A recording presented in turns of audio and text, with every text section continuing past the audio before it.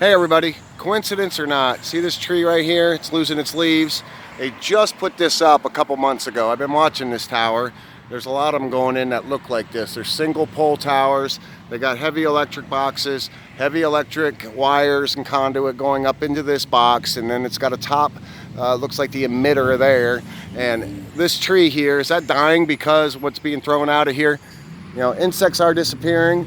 There are studies being done independently that show that radiation coming from these is causing life to die, just like the tree would die. That means there's probably some effect on human beings as well.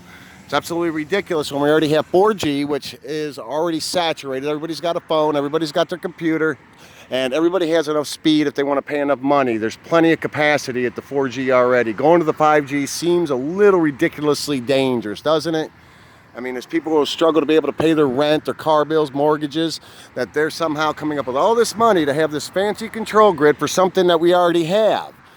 Now, for the last, 5 years, you can go to any cell phone store, buy a cell phone, get all the data that you want without 5G.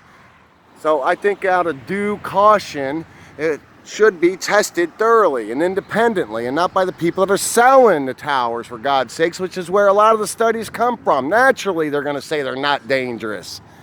You know, even the government's tie with them. They can raise the rates without anybody really knowing that can actually be harmful to human beings and animals and insects and plants, and still they could say it's within the limits, as if that limit is correct. That limit might be wrong.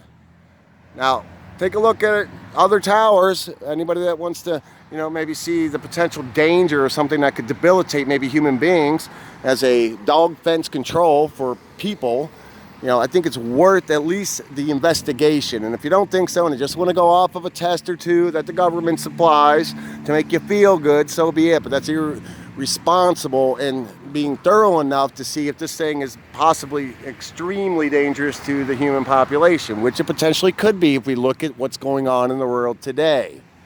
I mean, my God, to have these things go untested is a crime against humanity, because my guess is they are dangerous to human beings, and that's why we don't see the honeybees, and that's why we don't see as many insects, and that's why we see burned out trees right next to them.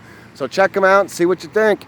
And check out the, maybe 1,000 different independent studies out there with the 60 gigahertz that comes from it. Oxygen moving molecules inside the body. Oh, we can't breathe. We can't breathe. I wonder why.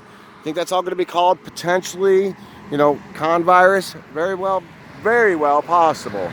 Now, come on, time to start looking at the government and the big business and its alliances with big government and big needs and wants of control through greed in a rapidly changing world, that we should at least protect ourselves and start demanding more answers.